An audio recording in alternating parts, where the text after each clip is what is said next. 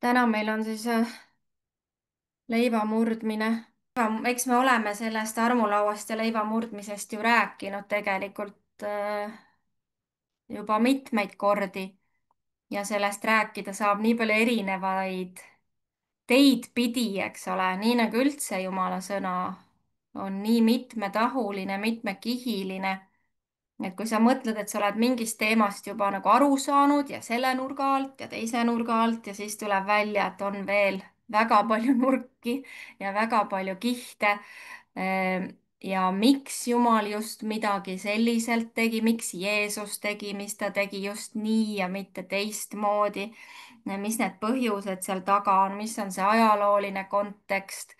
seal on nagu niivõrd palju põnevat tegelikult.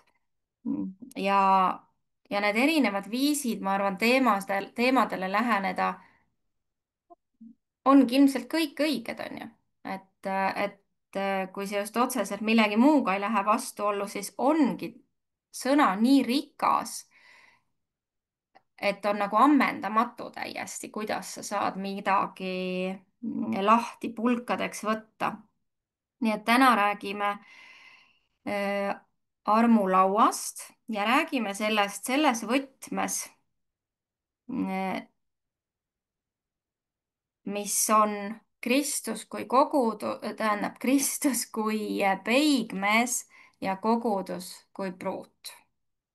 see on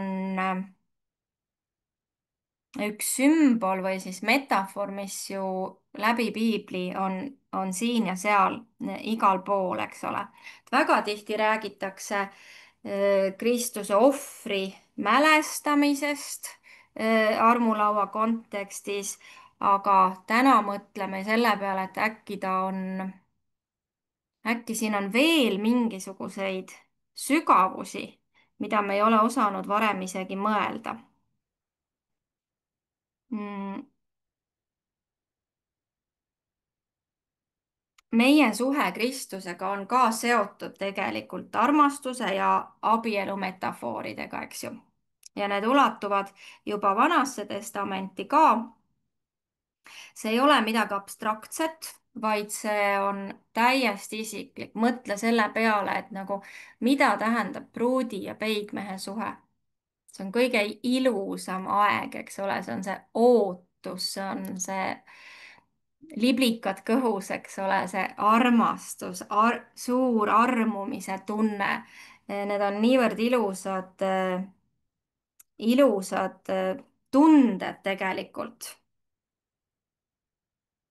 ja kogu pühakiri maalib just nimelt seda kaunist pilti meile Jeesusest kui peigmehest ja meist, kogudusest kui tema pruudist.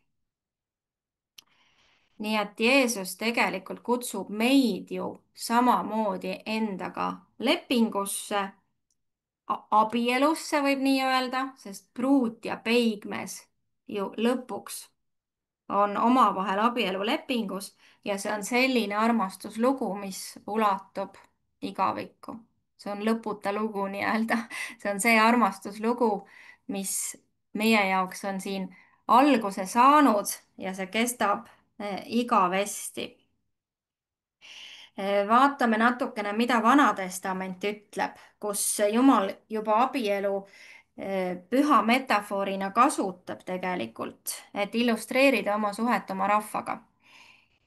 Jeremiia 3:14, eestikeelne piibel ütleb, et ma võtan sind oma valdusesse vist on, aga tegelikult inglise keeles väga paljud tõlked ütlevad, et I am your husband ehk siis ma olen su abikaasa ja teine ütleb, et I am married to you, ma olen sinuga abielus.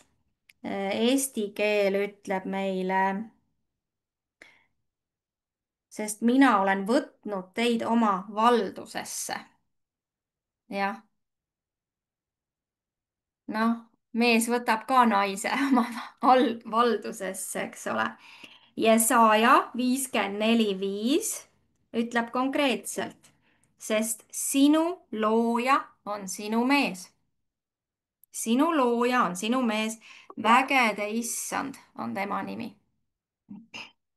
ja ülemlaul mina kuulun oma kallimale ja mu kallim on minu. Ja Jumal räägib siin endast ja oma rahvast. Ma kuulun oma kallimale, vaadake kui õrn ja intiimne. Väga intiimne minu meelest, kuulun oma kallimale, mu kallim on minu. kas sa saad korrata kirja kohta? Ja see on Ülemlaul 6:3. Ja siis kõik me teame ju väga hästi seda, kus Efeslaste 5. peatükis 25, 27 salmid, eks ju, on nii-öelda nagu juhtnöörid siis meile, küll aga Paulus ei anna siin abielu nõuandeid. Et see ei ole nagu see abielu nõustamine, kus ta ütleb, et mehed, armastage naisi, otse kui Kristus on armastanud kogudust ja loovutanud iseenese tema eest, et teda pühitseda, olles ta puhastanud vees pesemisega sõna läbi, et kogudust iseenda ette seada kirkana, nii et tal ei oleks plekki ega kortsu ega muud selle sarnast, vaid et ta oleks püha ja laitmatu. Me saame seda rakendada, seda mõtet siin. Mehed saavad rakendada, et nad peavad oma naisi selliselt armastama, aga see suurem mõte siin on see suurim armastuslugu Kristuse ja tema pruudi ehk koguduse vahel. Ja miks siis nii? Huvitav, et miks see sümboolika selliselt kogu aeg siin kordub ja kordub. Ja siin me võime hakata siis vaatama seda, et millised olid tolleaegses ühiskonnas, juudi kultuuris üldse abiellumise tavad, et kuidas see asi nagu, kuidas inimesed abieluni jõudsid, on ju. Et kuidas oli kihlumine ja nii edasi. Nii, see algab sellest, et juudi pulm ei olnud üksiksündmus, vaid see oli pikk protsess. Jah, see ei olnud nii, et pulmad ja siis on kõik, vaid see oli hästi pikk protsess, see oli hoolikalt kujundatud ja see protsess kajastas siis nii-öelda pühendumust, ettevalmistust, aga siin oli ka ootusaeg, väga pikk ootusaeg. Kohe vaatame. Nii et juba kihlumine siis juudi tavade järgi oli tegelikult leping. Kihlumine oli juba hästi tõsiseltvõetav leping, eh, millele järgnes ootusaeg. Ja neid saab vaadelda tegelikult nagu paralleelselt Jeesuse suhtega oma kogudusega. Juudi traditsiooni järgi oli siis niimoodi, et abielud korraldas ja pruudi valis peigmehe isa. jah. Nii et see ei olnud kergekäeline otsus, peigmehe isa suure hoolikusega ja väga eesmärgipäraselt valis oma pojale pruudi. Teate seda ju küll, Abraham saatis oma sulase, et leida Iisakile pruut, eks ju. Nii tegelikult ütleb pühakiri ka, et meie taevane isa valis meid oma pojale Kristusele pruudiks, eks ju. Johannese 6:44 Jeesus ütleb, keegi ei saa tulla minu juurde, kui ei tõmba teda isa, kes on mind läkitanud. Ehk siis me ei ole juhuslikult, vaid meid on ka valitud. Peigmehe isa on meid valinud, samamoodi nagu siis juudi kombe kohaselt oli, on ju. Nüüd, kui pruut oli valitud, siis peigmehe perekond hakkas pidama läbirääkimisi pruudi perega ja maksis pruudi hinna, selle nimi oli see mohar, on ju. Noh, Sambias käib tänapäevani see asi, et makstakse see pruuditasu, on ju. No vot, see oli juba tollel ajal siis, et see tasu oli vaja maksta, see näitas siis pruudi väärtust See oli hästi pidulik, see moharri maksmine oli kuulutus, deklaratsioon, et peigmees on valmis tooma väga suure ohvri oma pruudi jaoks, onju. ja meie kui pruudi eest on toodud kõige suurem ohver, meie nii-öelda see moharr, eks ole. Jeesus ise on meie pruudi hind. tema on meie eest surnud, maksnud selle pruudi hinna. Peetruse 1:18-19 ütleb, teid pole lunastatud kaduvate asjadega, hõbeda või kullaga teie tühisest esiisadelt päritud eluviisist.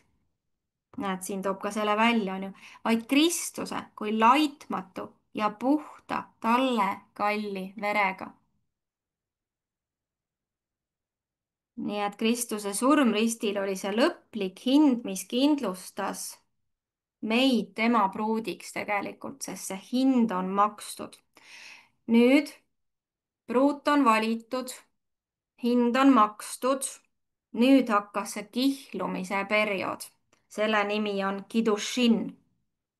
ja see ei olnud tolleaegse tavade järgi üldse selline, noh, kerge siukene periood, et korraldame pulmi, vaid see oli väga tõsine aeg. see siduv leping oli juba olemas. ta oli nii-öelda nagu juba seaduslikult oli see paar kokku seotud, enne kui nad üldse kokku elama hakkasid, eks ole. nüüd peigmees esitas juba ette abielulepingu, seal olid kirjas tema lubadused ja kohustused oma pruudile ja vastusena siis pruut aktsepteeris seda, andis oma tõotuse, et ta armastab ja pühendub oma peigmehele. nüüd samamoodi Jeesus on andnud meile täiesti uue lepingu, eks ju. kui ta võttis viimasel õhtusööma ajal selle karika seal ja ütles, see karikas on uus leping minu veres, mis teie eest valatakse. nii et see ei olnud selline hüvastijätu õhtusöök, vaid tegelikult oli see ettepanek astuda minuga sellesse lepingusse, on ju. nüüd tagasi sinna juudi kihlumistavade juurde. Nad kinnitasid, juudi pruut ja peigmees, oma kihlumise, abieluni ei ole jõutud ikkagi, me oleme ikka seal kihlumise lepingu sõlmimises. Nad kinnitasid selle jagatud veinikarika kaudu, et me oleme kihlunud ja siis nad jõid koos seda vett, veini tähendab. ning samamoodi läbi armulaua Kristus kutsub meid nii-öelda kihluma olema selles lepingus, eks ole, kuulutades meie liitu. nii et need jüngrid, kes olid Jeesusega laua ümber, nemad ju teadsid neid kombeid, nemad ju said sellest aru, see oli pühendumine, see oli pühadus, eks ole. täpselt ta tõstis karika samamoodi nagu juudi peigmees teeb oma pruudile, kui ta teeb ettepanekud ja ütleb, et nüüd see meie kihlumine on päris, eks ole. see on minu veri, mis valatakse teie eest. ja siis oli pruudi vastus, kas ta ütleb jah või ta ütleb ei, on ju. nüüd see läheb eriti huvitavaks siit veel. kui kihlumise leping oli tehtud, nüüd hakkas ootamise aeg. pruut ja peigmees olid täitsa omavahel eraldi, sest et peigmees lahkus, et valmistada pruudile kodu ja see võis kesta isegi kuni aasta, sest need tavad olid sellised, et peigmees läks oma isa koju ja ehitas oma isa majale juurdeehituse. ja seda ei teadnud mitte keegi, kui kaua ta seda ehitab. eks, kas see on pool aastat või, aga pruut ootas, saad aru, väreledes ja värisedes ja armunult, eks ole. pruut ootas ja kunagi ühel hetkel, kui peigmehel saab see isa majale see lisahoone külge saab valmis, siis ta tuleb järgi oma pruudile. Nii et pruut valmistas ennast, püsis puhtana ja ootas innukalt, eks ju, peigmehe naasmist. Kõlab ju tuttavalt, eks ole, sest mida ütleb meile Johannese 14 ja salmid 2-3, minu isa majas on palju eluasemeid. kui see nõnda ei oleks, kas ma siis oleksin teile öelnud, et ma lähen teile aset valmistama?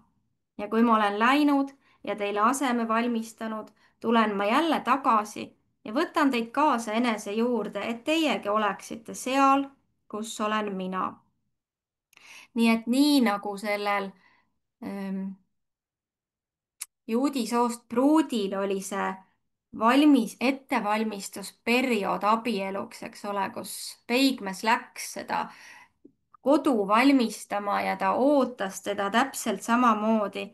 tegelikult oleme meie ju selles ootamise perioodis, meil on see leping sõlmitud, kõik on meil juba nii-öelda valmis, aga nüüd me ootame, püsime pühaduses, teame, et meie peigmees valmistab meile elukohta ja hoiame oma lampides nii-öelda elava tule põlevana ja oleme valvsad selle päeva jaoks, mil meie peigmees naaseb. ja ka meie ei tea, millal see on. samamoodi nagu pruut, siis see juudi pruut ei teadnud, kaua seda eluaset talle valmistatakse, onju. aga me teame seda, et arukatel neitsidel olid enda lambid täis õli.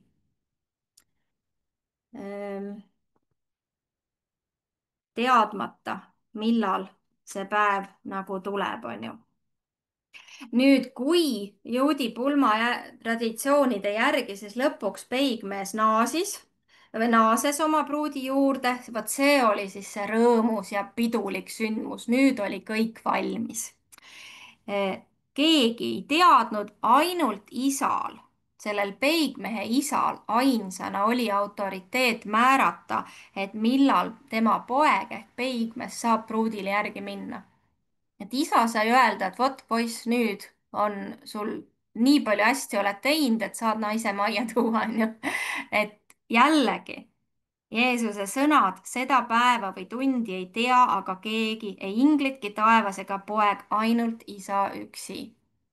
täpselt see, mis oli tegelikult siis see ka pulmatavades, eks ole. ja siis nad tulid, nende tavade järgi tuligi peigmees oma kaaskonnaga. tema kaaslased hõikamise ja selle oinasarve šofari, see juba oli kuulda, et nüüd ta tuleb, eks ole, et pruut, tule nüüd, jookse välja, eks ole, et nüüd peigmees tuleb. andis pruudile märku, et ta tuleks välja ja kohtuks siis oma tulevase mehega. samamoodi, kui isa annab käskluse, naaseb Jeesus oma pruudi järele, eks ju. Ehm, ja lõpuks kulmineerus juudi pulmapidu väga suurejoonelise pidusöögi ja tähistusega, see kestis mitu päeva, onju. ilmutuse raamatu 19. peatükk ütleb meile, et rõõmustagem ja hõisakem ja andkem talle au, sest talle pulmad on tulnud ning tema naine on ennast seadnud valmis. et sellest hetkest saab siis see meie kihlumise nagu täitumine Kristusega, mis see liit, mis enam iialgi ei katke, on ju. nii et meile on ettepanek tehtud, nii-öelda see pruudihind on makstud, leping, kihlumisleping on olemas, meie koht on ettevalmistamisel ja ühel päeval see trompet või see šoofar kõlab, eks ole, et Jeesus tõesti tuleb meile järgi. minu meelest niivõrd huvitav jällegi, kuidas see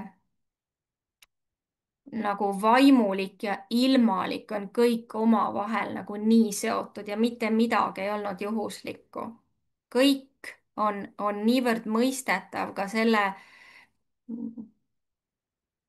nende, nende tavade järgi siis, mis tol ajal olid ja väga lihtsasti mõistetav ka meie jaoks on ju.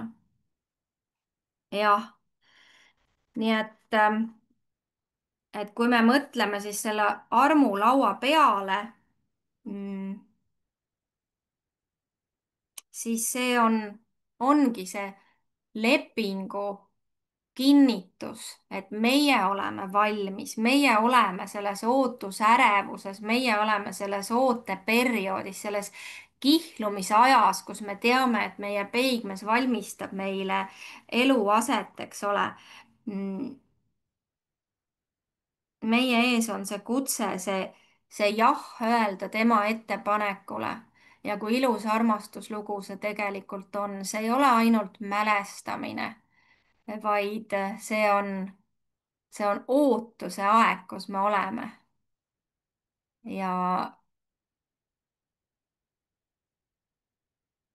mida Kristus meilt ootab, on see, et me sellest karikast juues ja leiba murdes kuulutame, et me oleme endiselt tema pruut. me oleme talle pühendunud. Elame pühitsuses, eks ole. me kuidagi ei reeda teda. me tegelikult ootame seda päeva. tegelikult elame ju selles ootuses, et peigmees tuleks ja see šoofar hüüaks. jah.